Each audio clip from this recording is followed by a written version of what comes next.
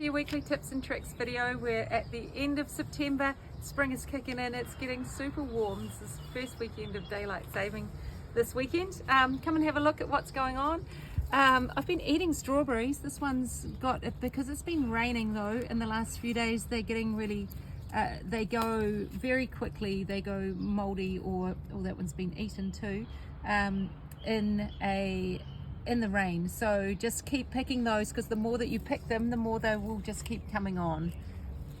The other thing I wanted to show you here is we've just taken snipped the whole top off that lettuce, but look, there's another one growing in there, so you can actually get two little a second head out of those lettuces if you just let them come back up again, if you do take one off and if you've got the space. As you can see here, there's like a tomato coming up, and I've already taken, so you want to take those tomatoes out. They're little self-seeded ones, and it's not quite yet time for tomatoes. Plus we want to put them in a pot, because, well, if you're growing in this kind of thing, you want to put them in a pot. You want to make sure you're getting the tomatoes that you want. So these ones, just take them out, because I'm not actually sure what kind of variety they are and what kind of hybrid.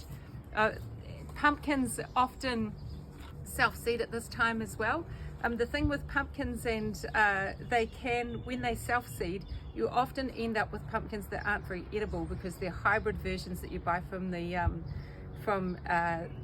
you might buy, and then what you end up with often is a different kind of pumpkin when it comes up the next time. So if you're saving seeds from your pumpkin and you're replanting them and you know what kind of seeds they are, then you can replant them. But hybrid ones often will come up differently, so sometimes you can take over a whole lot of space with a pumpkin and then not end up with what you want it to do. So, these rockets, see how they're flowering here? I'm going to take the flowers off them and the buds, and so that they don't go straight to seed, and take the tops off so that we can keep picking some of the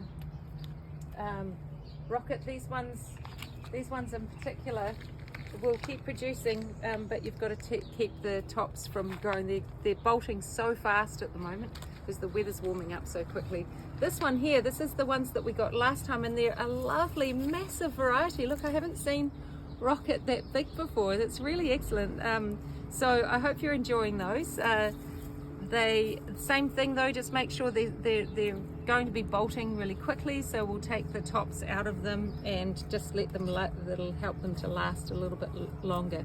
Same old mantra, just keep on harvesting. The more that you harvest, the more that you can that your plants will keep on producing, and the more that you can get out of your garden. So we've just had delivered. It's already starting to be able to be harvesting a few of those little leaves. As I said last time, these ones are really good to harvest quite early, because they are really nice in your salads when they're baby greens. Keep harvesting and these ones are not quite ready yet. That's your spinach.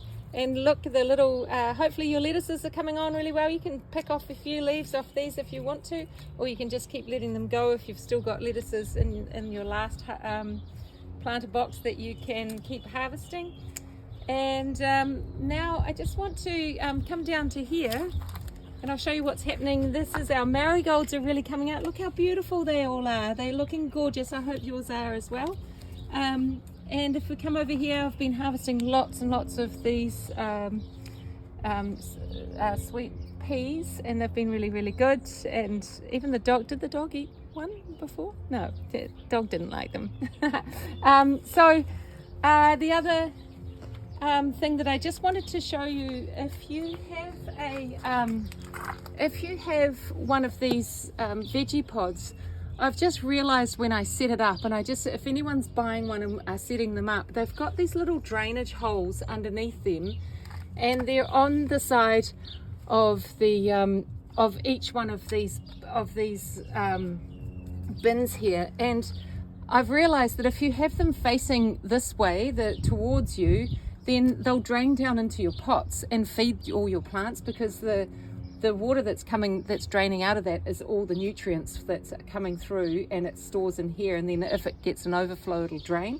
So what I can really recommend, and I'm really regretting that I didn't put all of my drainage holes facing the way that you want them if you're going to have pots running underneath, because then while you're watering these, it'll automatically water your plants underneath and feed them. So what I'm going to do instead is put little pots under at the back for the catchment. If we have rain like we had the other day, then you'll catch a whole lot of that water in there, that beautiful nutrient filled water, and then you can just chuck it into your pots as well. Some of the plants, this is some of the bok choy that I'd had in the ground earlier on, and that I hadn't harvested, and look how beautiful the flowers are now, and they're attracting loads and loads of bees. So that's one thing to consider, is with your bok choy plants, that they make beautiful flowers if you want to keep them in the ground. The other thing that we've still got going on here is your silver beet. Hopefully if you've been going with veg babies for a while, you would have had silver beet a couple of months ago, and just remember to keep harvesting those. And the other really great winter plant that we'll get again is your kale, which is just stays in the ground for ages and ages. As long as you keep on harvesting that, it'll just keep on delivering you kale for a very long time. These plants here, about 6 months old, and they're still delivering kale all the time. So those great little leaves are lovely, just cut up really small into salads, or obviously put into stir fries and things. An update on our beetroot. Just starting to, hopefully yours is as well, it's just starting to get its bulb down the bottom there. So that should be, it really needs to be in the ground for another good month, but you can actually steal some of the leaves off here for your salads as well. Some of the smaller and bigger leaves are super nice, and then your hopefully your big bulb of beetroot will come through. So that's it for today. Yeah, happy gardening everyone, and we'll see you next week.